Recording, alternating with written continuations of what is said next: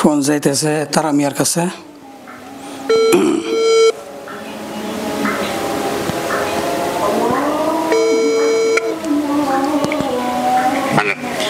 আসসালামু আলাইকুম। ওয়ালাইকুম সালাম। তারা মিয়া ভাই বলছেন? ওই যে এক রুগীর সাপে কামড়াইছে, নিয়ে আসবো? না, আমার সমস্যা আছে। কি সমস্যা? দাঁতের সমস্যা। দাঁতে? হ্যাঁ আছে। হ্যাঁ হ্যালো, হ্যাঁ কি সমস্যা বুঝলাম না। ওই দাঁতের সমস্যা আমার জন্য আমার তো কিছু নেই। গাছ? কি গাছ? ফোন কেটে দিচ্ছে।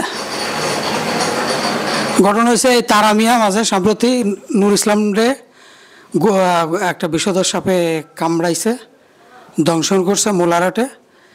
তারা মিয়ার কাছে সেই রুগী নিয়ে গেলে সে বলছে যে ওরা সাপে কামড়ায়নি, ওর পিনের খোঁচা লাগছে।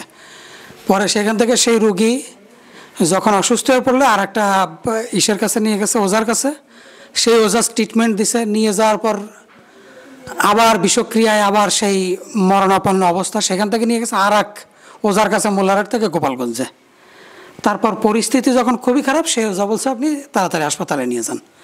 তবে সেই ওজাও চিকিৎসা করছে, পাতা ক্ষত স্থানে, মানে যেখানে সর্বদংশন করছে সেখানে পাতা দিয়ে দিছে।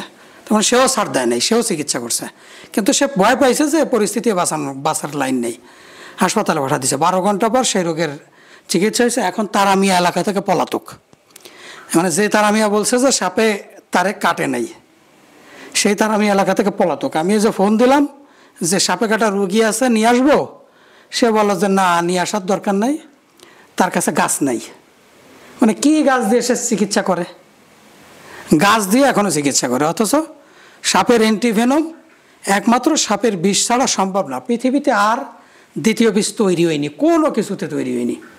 মানুষ এই সাধারণ বিজ্ঞানটা বোঝে না এখন পর্যন্ত। এই গাছগাছরা গাছগাছরার উপকারিতা আছে, কিন্তু সাপে কাটার জন্য গাছগাছরার দিয়ে অ্যান্টিভেনম তৈরি হয় না, এটা সম্ভব না, এটা বিজ্ঞানের বাইরে।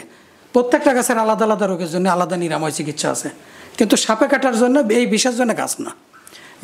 এই বিষের নিরাময় করতে গেলে সাপের বিষ দিয়েই আপনার অ্যান্টিভেনম তৈরি করতে হবে। সেটা আগে কী করতে হবে? ওই একই সাপের বিষ আগে গোড়ার শরীরে প্রয়োগ করতে হবে।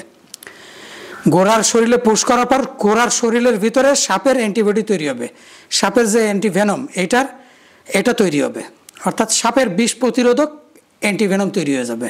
তখন সেটা বের করে এনে সেটা দিয়ে ওষুধ তৈরি করা। এছাড়া পৃথিবীতে দ্বিতীয় কোনো বিকল্প ব্যবস্থা এখনও আবিষ্কার হয়নি। এটা সারা পৃথিবীর বিজ্ঞানী বাইটে খেয়ে ফেলা দেন, আবিষ্কার হয়নি। এরা গ্রামের একজন মূর্খ, এরা লেখাপড়া জানে না, কোরআন হাদিস জানে না। এরা কিভাবে সাপে কাটা রোগীর চিকিৎসা করে? এরা কি উলিয়া যে এরা দৈবিক জ্ঞান দিয়ে দিয়ে কেরামতি দিয়ে এরা ফুফা দিয়ে করে ফেলবে? এরা কি ওলিয়া? বেশিরভাগ দেখবেন যে নামাজ পড়ে না, এরা সূরা কলমা জানে না। এরা মানুষের সাপে কাটা রোগীর চিকিৎসা করে, ঠিক আছে? আর আমাদের দেশের মুসলমানগুলো এইভাবে অন্ধবিশ্বাস, এমনকি একটা উচ্চ শিক্ষিত প্রজন্ম এদের উপর নির্ভরশীল, এদেরকে বিশ্বাস করে এই যুগে এসে। তাহলে এরা এরা এরা খবর দেখে না, ফেসবুক চালায় না, এরা সারাদিন যে পাবজি খেলে, ফ্রি ফায়ার, পাবজি এগুলো খেলে সময় কাটায়। আর বাংলা সিনেমা দেখবে, আর ওই যে দেখবে, অন্তত ন্যাশনাল জিওগ্রাফি, ডিসকভারি দেখলেও শেখা যায়, খবর শুনলেও এইসব জানা যায়।